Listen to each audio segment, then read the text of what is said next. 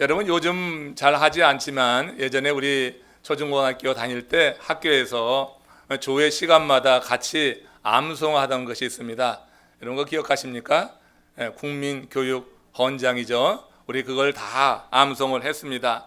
여러분 지금 수십 년이 지났지만 이제 더 이상 그거 암송하지 않아요. 근데 오래전에 국민교육헌장을 암송하신 분들은 그 첫 문장 정도는 다 지금도 암송하실 것이라 생각하는데 한번 확인해 볼까요?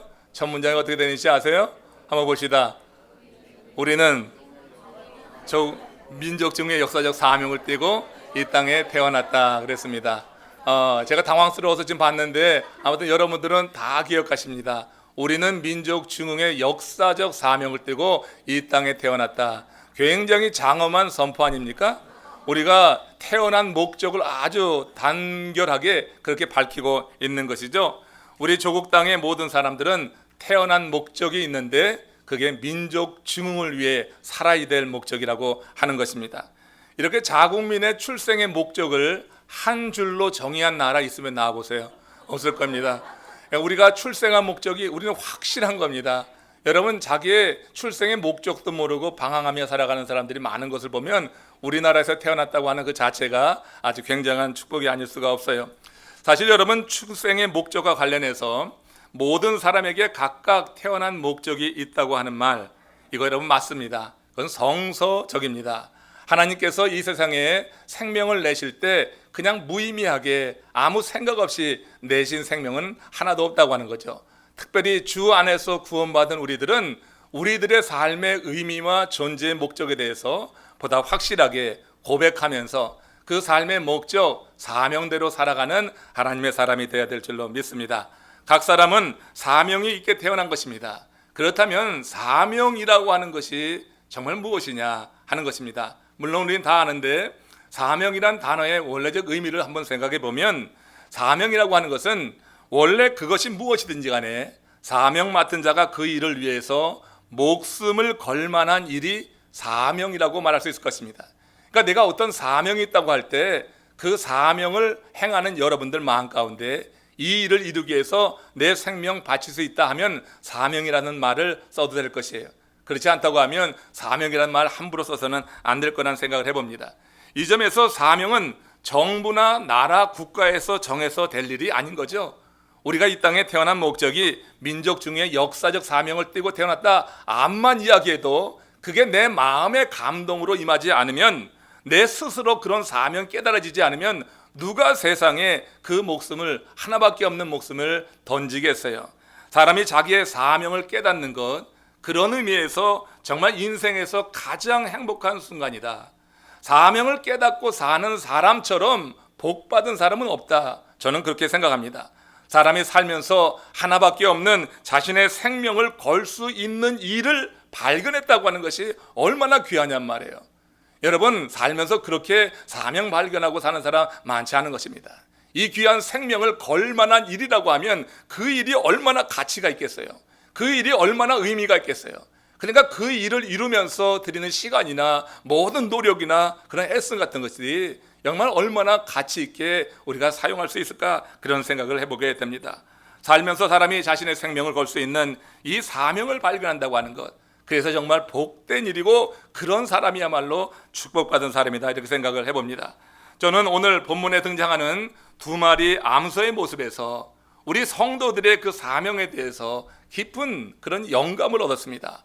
이 두 마리 암소의 모습 속에 사명자의 모습이 담겨 있다. 그 두 마리 암소 속에서 우리는 사명자는 어떻게 살아야 되는가, 이 부분을 생각해 볼 수 있을 것이에요. 10월의 첫 주 결실의 계절이라고 합니다. 오늘 우리의 삶을 의미 있고 그야말로 풍성하게 만드는 이 사명에 대해서 보다 좀 자세히 상고하는 가운데 여러분들의 삶이 하나님이 복 주시는 그런 삶, 정말 오늘 하루하루 이 시간이 정말로 귀하게 쓰이는 시간들, 그냥 흘려보내는 것이 아니라 너무너무 귀하게 이 한 시간 한 시간 분초를 닦아가면서 우리에게 주어진 그 시간을 사용할 수 있는 지혜를 오늘 말씀 속에서 얻기 원합니다.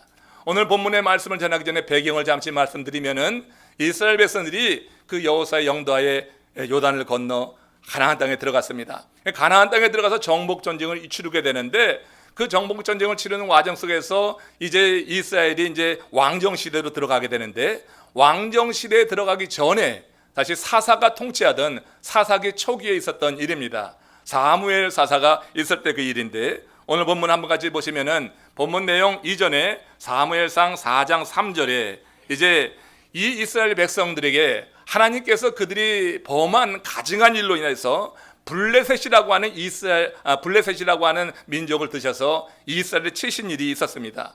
이때 이스라엘의 장로들이 취한 그 조치가 있는데, 그 조치가 하나님의 뜻과 전혀 상반된 그런 일이었어요. 그 모습을 한번 같이 보는 겁니다. 사무엘상 4장 3절 말씀입니다. 같이 읽겠습니다. 여호와께서 어찌하여 우리에게 오늘 블레셋 사람들 앞에 패하게 하셨는고, 여호와의 언약궤를 실로에서 우리에게로 가져다가 우리 중에 있게 하여 그것으로 우리 원수들의 손에서 구원하게 하자. 잘 보세요.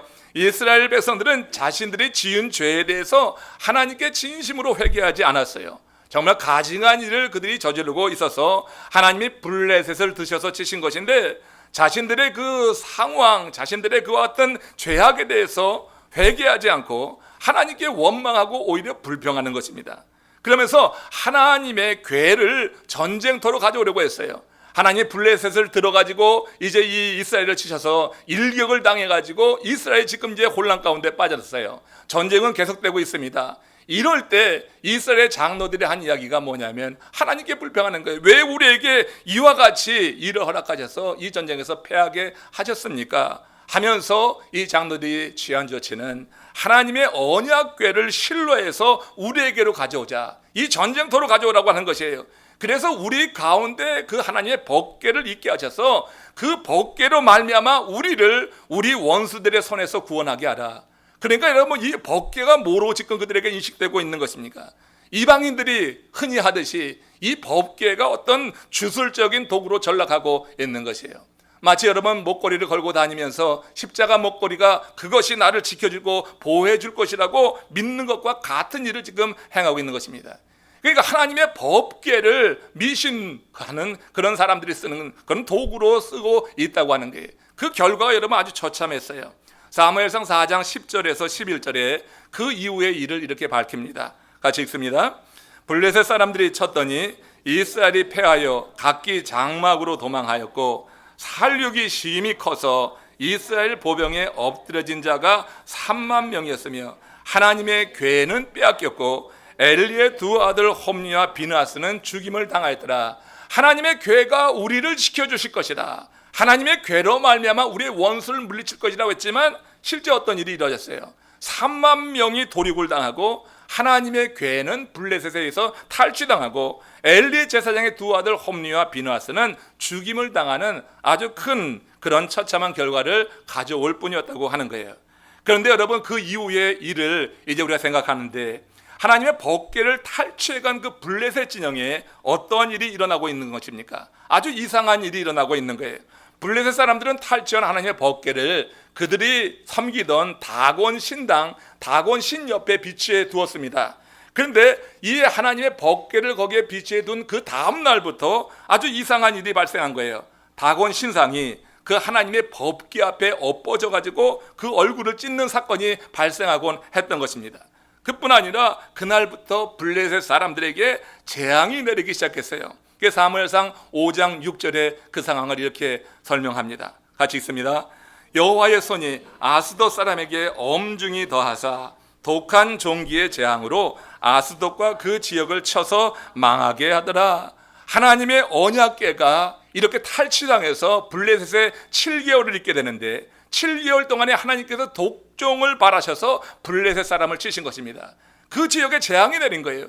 하나님의 법궤가 있어야 될 것이 아니라 하나님의 법궤가 이렇게 강탈되어서 블레셋 진영으로 나갔을 때 하나님께서는 그 블레셋 진영, 법궤가 있는 그 진영을 독종으로 치셨다고 하는 거예요. 이에 블레셋 사람들이 더 이상 견딜 수가 없는 거죠. 7개월을 그렇게 일을 당하니까.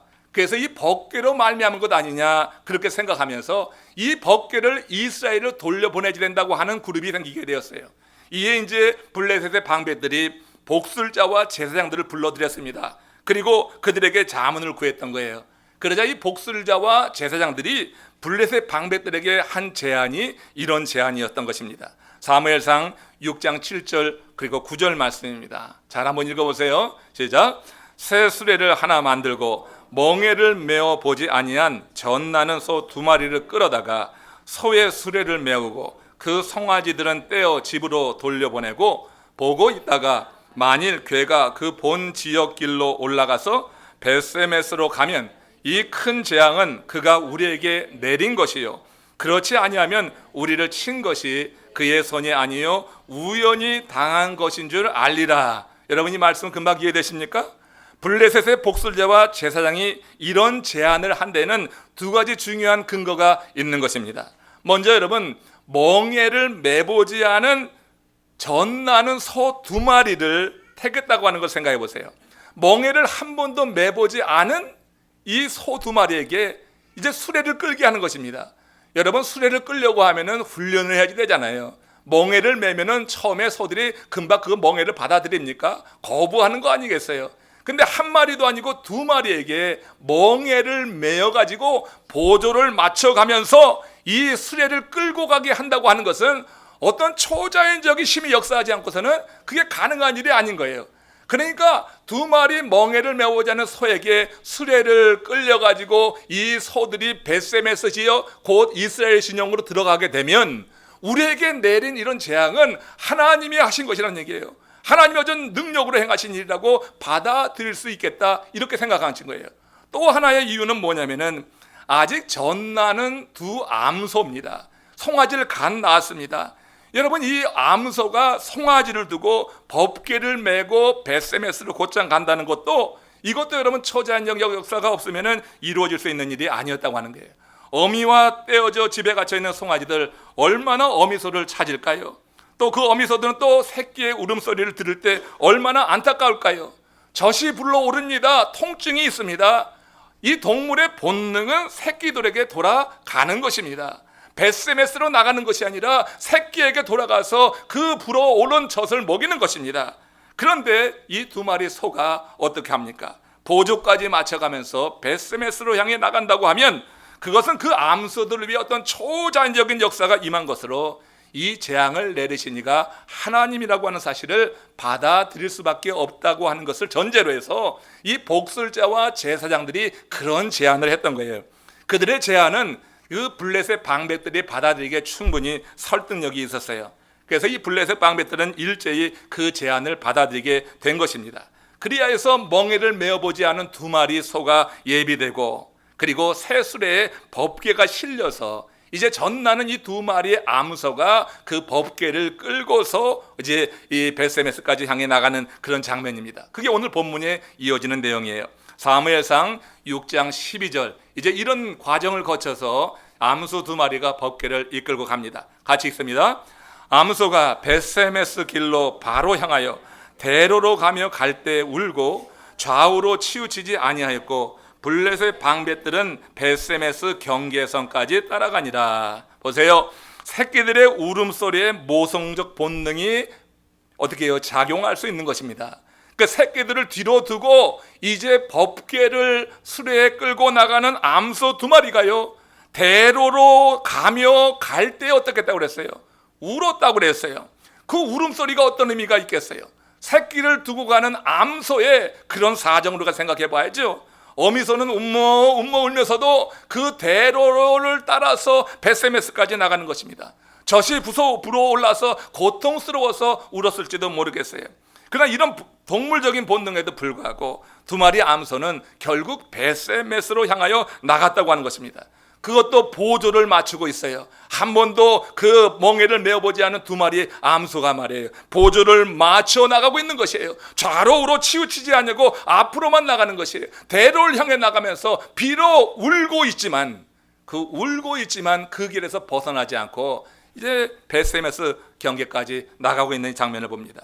여러분 하나님이 초자연적으로 그들의 본능을 제어하시고 이끄셨기 때문에 이것이 가능한 일이라고 하는 거예요. 한편 성경은 블레셋 방백 5명이 벳세메스 경계선까지 그 암소를 따라갔다. 그래서 그 암소를 지켜보았다고 하는 점을 강조하고 있어요.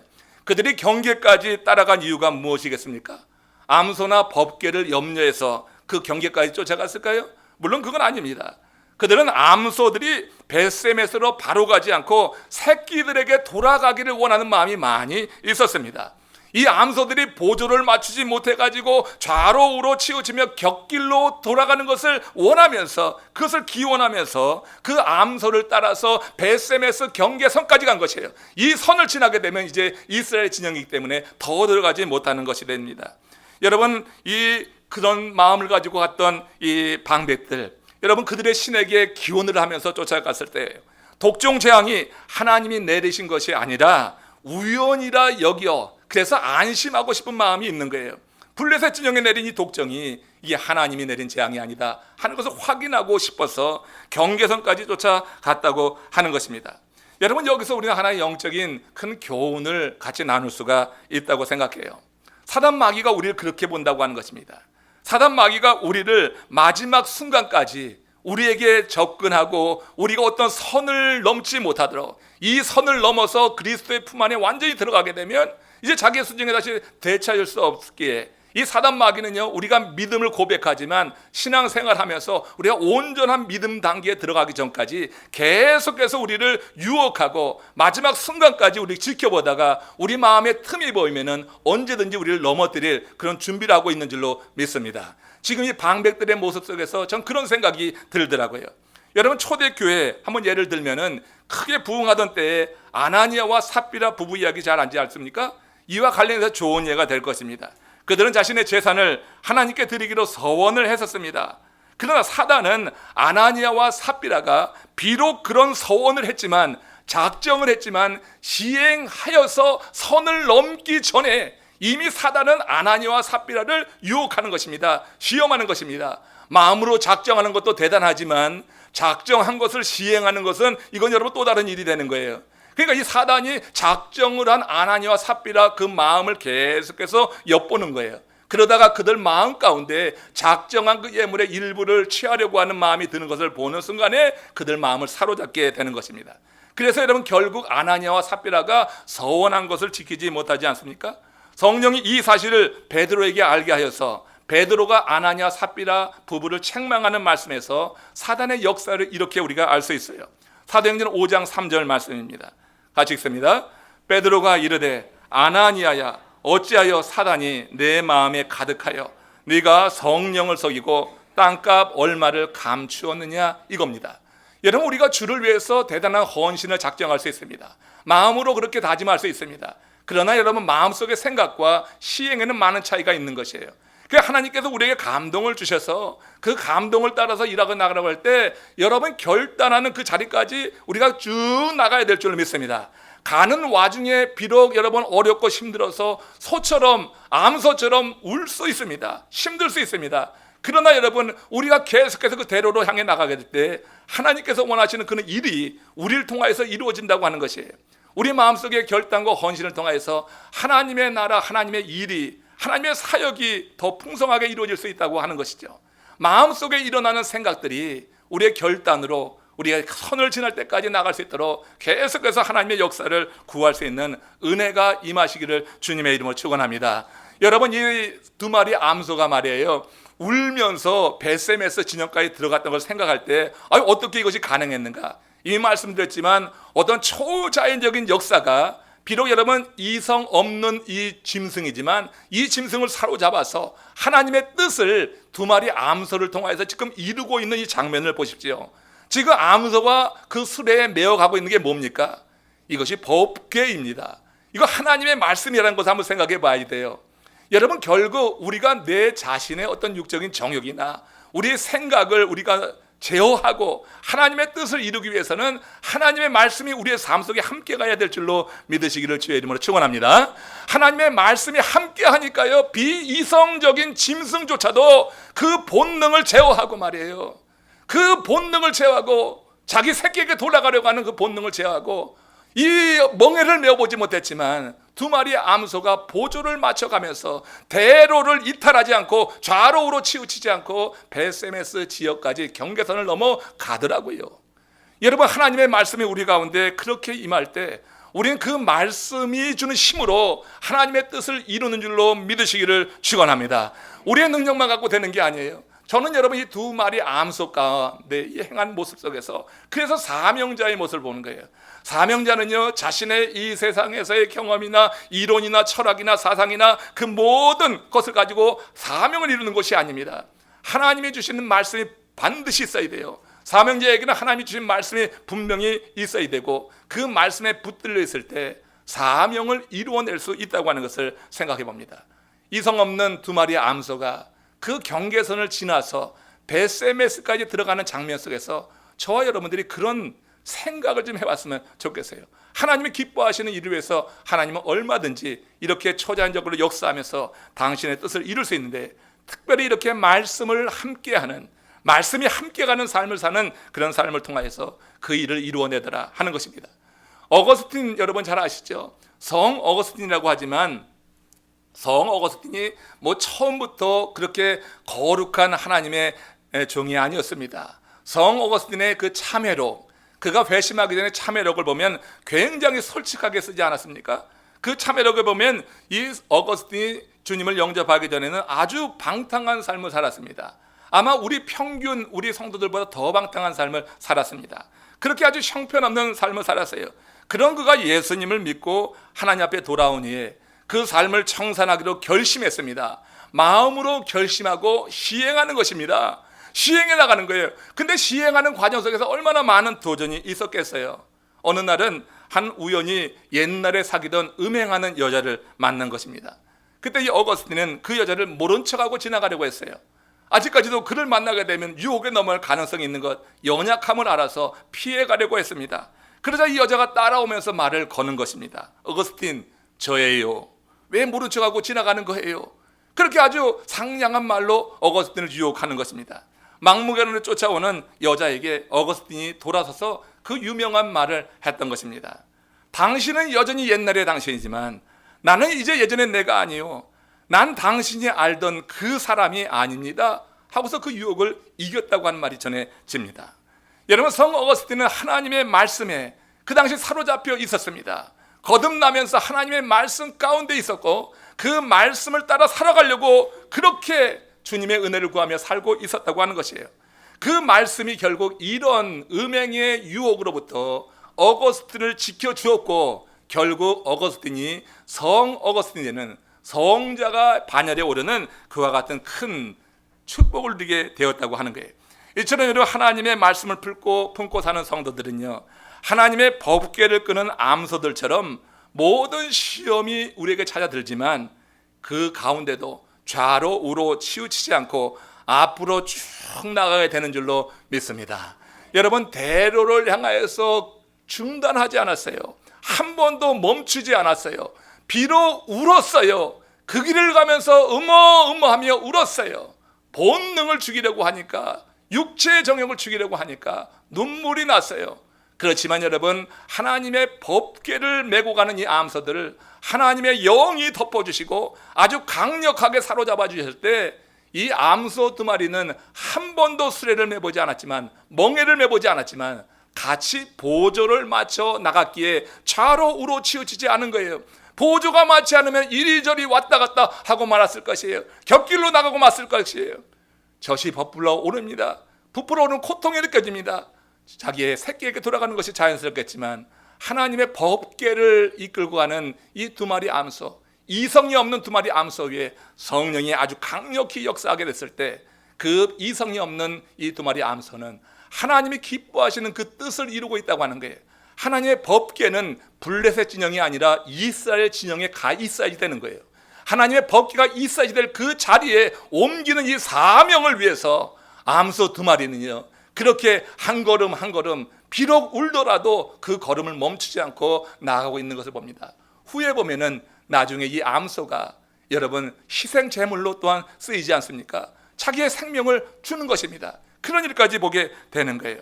이처럼 하나님의 말씀을 품고 사는 성도들, 그 말씀이 주는 힘으로 사명을 이루는 것이지 우리의 어떤 재주로 이루는 것이 아니다 하는 것을 여러분 마음으로 기억해 보십시오. 우리는 어떤 사명을 이룹니다. 사역을 합니다. 그 사역을 하는 것은 내 재주가 아닌 것입니다. 하나님의 말씀이 있지 않으면 하나님의 사역은 나를 통해서 이루어질 수가 없는 것이에요. 이 암소가 이룬 이 사명을 봅시다. 이룬 일을 봅시다. 사무엘상 6장 12절에서 14절 말씀에 이렇게 기록이 됩니다. 같이 읽어봅니다. 암소가 벳세메스 길로 바로 행하여 대로로 가며 갈대에 울고 좌우로 치우치지 아니하였고 벳세메스 사람들이 골짜기에 밀을 베다가 눈을 들어 괴를 보고 그 본 것을 기뻐하더니 수레가 벳세메스 사람 여호수아의 밭 큰 돌 있는 곳에 이르러 선지라. 여러분, 이 소들의 이 모습 속에서 여러분 이 사명자의 모습이 보입니까? 계속해서 중단 없이 그 큰 길을 따라 나갔고 결국 벳세메스 지역에 이르렀을 때 밀베던 많은 사람들에게 기쁨을 주었어요. 기쁨을 주었어요. 하나님의 법궤가 들어가는 그 모습이 많은 사람들에게 큰 기쁨을 주었어요. 여러분, 하나님의 말씀대로 사는 사람들의 모습을 바라보는 이웃이 기뻐하는 삶을 사시기를 주의 이름으로 축원합니다. 하나님의 말씀대로 살고 있는 자체 내 자신에게는 능력이 되는 것이고 내 자신에게는 힘이 되는 것이고 내가 하나님의 말씀대로 살아가는 그 모습들이 많은 사람들에게는 도전이 되고 은혜가 될 수 있는 그런 삶을 사는 것, 사명자의 모습이라고 하는 거예요. 저는 이 소들의 모습에서 그래서 사명자의 모습, 정말 하나님께서 사명자를 어떻게 쓰시는가 그 모습을 보게 됩니다. 사명을 영어로는 미션이라고 합니다. 이 말은 본래 라틴어에서 나온 건데 보낸다고 하는 그런 뜻이 있습니다. 사명자는요, 심부름을 위해서 보냄받은 자라고 하는 거예요. 심부름을 위해서 보낸 자가 특별한 목적을 가지고 그렇게 보냈다고 하는 것입니다. 요한복음 8장 26절에는 이렇게 보냄을 받은 예수님께서 자신의 행한 일을 이렇게 말씀합니다. 같이 읽습니다. 내가 너희에게 대하여 말하고 판단할 것이 많으나 나를 보내신 이가 참되시며 내가 그에게 들은 그것을 세상에 말하노라. 예수님은 제자들을 보고 판단할 것이 많이 있었어요. 말할 것도 많이 있었어요. 개인적으로 할 게 많이 있었어요. 그러나 나를 보내신 하나님이 참되시니 내가 그에게 하나님께 들은 말씀만 세상에 말하노라 했습니다. 자신이 하나님의 지시로 세상에 오셨음을 분명히 밝혔습니다. 하나님의 대사로 오신 것이죠. 그러므로 자신의 의사대로 말하지 않고 자신을 보내신 하나님의 말씀만 전한다고 하는 거예요. 하나님의 일을 하는 사역자들이, 특별히 여러분 말씀을 가르치는 사역자들이, 속회 인도자들이, 교구 지도자들이, 또 하나님과 함께 사역하는 모든 주의 종들이 기억해야 될 것이에요. 하나님의 말씀을 많이 묵상하시길 바랍니다. 그 하나님의 말씀 가운데 필요한 내용들이 어떤 상황 속에서 성령 우리에게 깨닫게 해주시는 것이에요. 그런 말씀을 전할 수 있기를 바랍니다. 예수님은 너희에 대하여 말하고 판단할 것이 많이 있다. 그런 날 보내신 이가 참되시기에 나는 그에게 들은 것만 전하겠다. 하나님의 말씀만 전하겠다고 그렇게 선포하고 있는 것입니다. 우리가 보냄을 받았다고 하는 것, 이 믿음을 소유하는 것이 대단히 중요한 것이에요. 바른 신앙생활을 하기 위해서 내가 보냄받은 자라고 하는 이 믿음, 그 믿음은 우리로 보낸 이의 마음을 살피게 하는 것이고 보냄받은 목적에 대해서 잊지 않게 한다고 하는 거예요. 여러분, 보냄받았음을 믿음으로 고백하시길 주의 이름으로 축원합니다. 우리 하나님이 예수를 보내셨고 예수님이 이 땅에 오셔서 우리를 부르신 다음에 이제 내가 너희를 사람 낚는 어부로 보내리라 했어요. 그래서 여러분 가서 모든 민족으로 제자를 삼으라고 했습니다. 그러니까 우리가 보냄을 받은 것입니다. 우리가 보냄받은 우리들은 보낸 이의 마음을 살피는 거예요. 우리 예수님이 할 말도 많고 판단할 것도 많이 있지만 그러나 당신의 말로 하지 않고 보내신 이의 참되심을 믿고 그에게 들은 것만 전했듯이 이제 우리가 해야 될 일이 바로 하나님의 말씀을 그렇게 증거하고 전하는 일이 되어야 되겠다 하는 것입니다.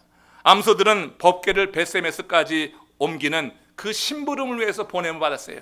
그들이 우리가 이 심부름을 하고 있다고 전혀 몰랐죠. 이성이 없는 진승이니까. 그러나 하나님은 암소를 택하셔서 그 일을 시킨 거예요. 이게 여러분 이 복술자와 제사장이 행한 일에게보다는 배후의 역사 속에서 하나님의 큰 손이 있는 줄로 저는 믿습니다. 그러니까 하나님이 이 암소를 통하여서 일하시는 거예요. 뭐 나귀의 입을 열기도 하시는 분이니까, 죽은 자를 살리시기도 하는 분이니까 하나님이 못할 일이 어디 있겠어요. 암소 2마리를 통하여서 하나님은 지금 이 법궤를 옮기는 심부름을 통하여서 하나님의 말씀이 있어야 될 것이 어디냐? 하나님의 백성들에게 하나님의 말씀이 있어야 되는 거예요. 그러니까 우리에게 하나님의 말씀이 없다고 하면 우리는 하나님의 백성이 아닌 것입니다. 너희가 하나님의 성전인 것을 알지 못하느냐? 우리 속에 하나님의 성령이 역사하지 않고 하나님의 말씀이 역사하지 않으면 우리는 성전이 아닌 것입니다. 여러분, 이번 40일 이 새벽 부흥성을 통하여서 우리 자신이 누구인가, 하나님이 우리를 통하여서 이루실 일이 무엇인가를 여러분 좀 분명히 알기를 원합니다.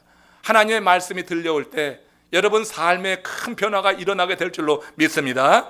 말씀을 듣는 자에게는 변화가 일어나는 거예요. 왜냐하면 말씀 자체가 능력 있는 것이고, 지금 법궤를 끌고 가는 이 두 마리 암소, 비이성적이고 무지한 동물이지만 하나님의 말씀이 있으니까 그곳에 성령의 강력한 역사 속에서 그들이 자신의 본능을 제어하고 지금 하나님의 심부름을 이루어 나가고 있다고 하는 거예요.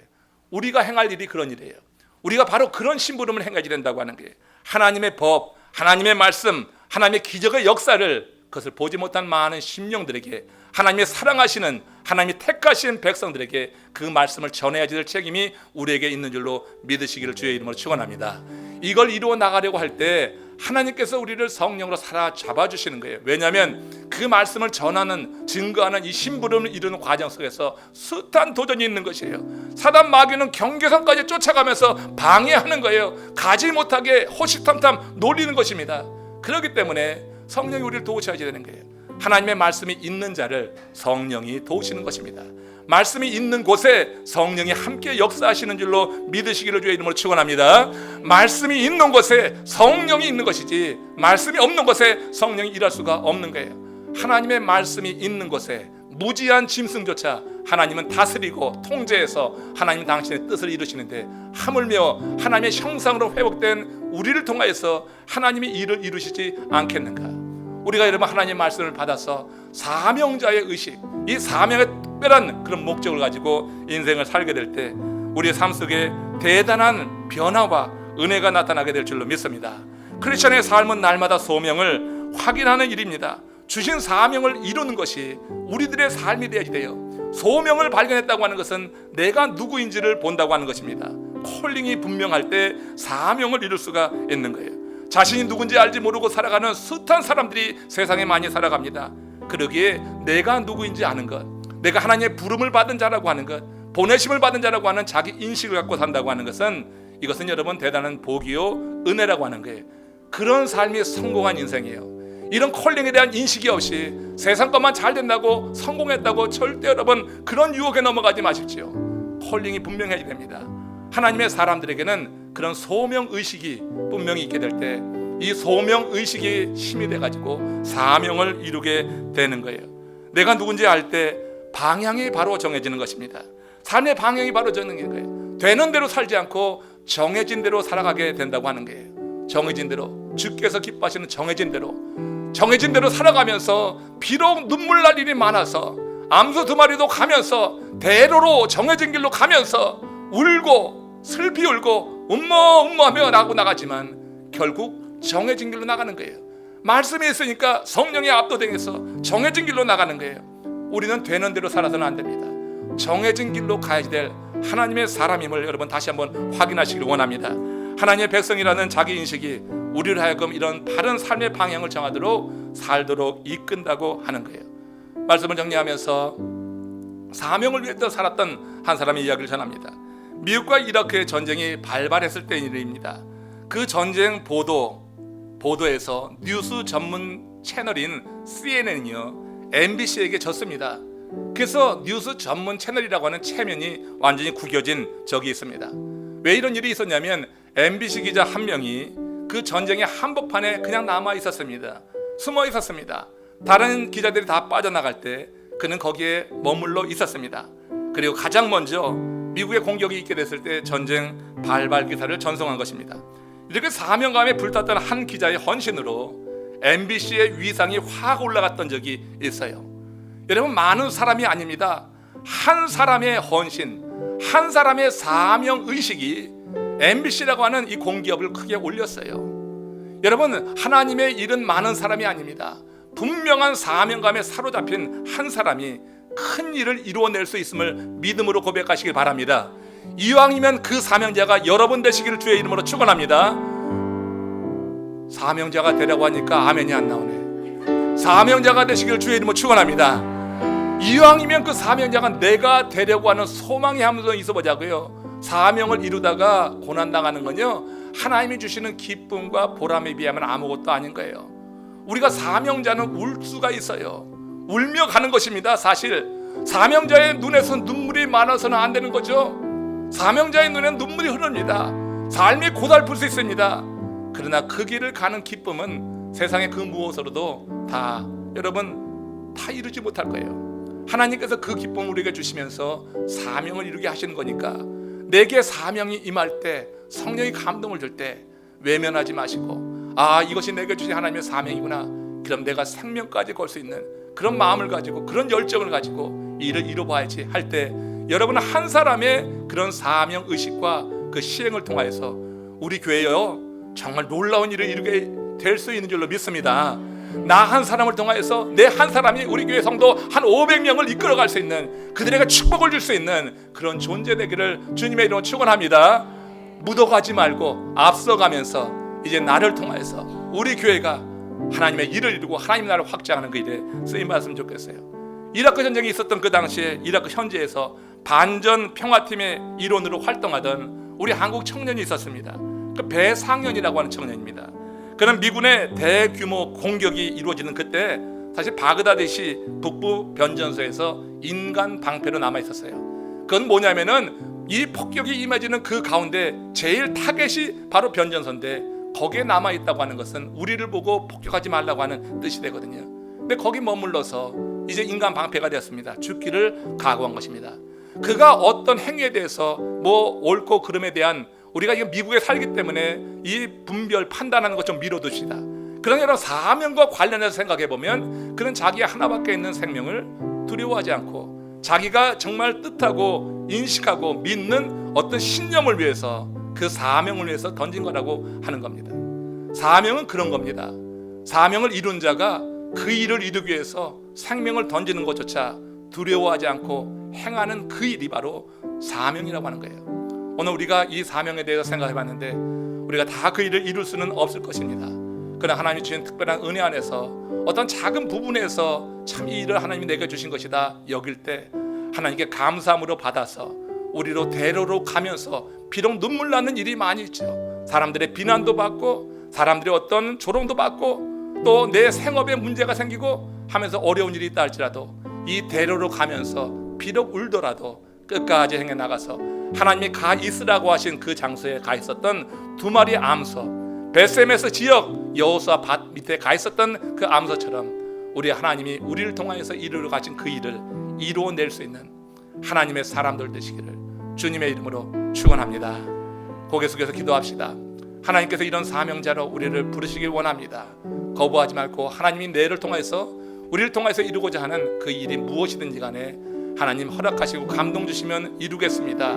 이 계절에, 결실의 계절에 이런 고백을 통하여서 하나님 영적인 열매 맺기 원합니다. 다 같이 합심으로 기도하며 주님 앞에 가까이 서겠습니다. 할렐루야. 아버지 하나님 감사합니다.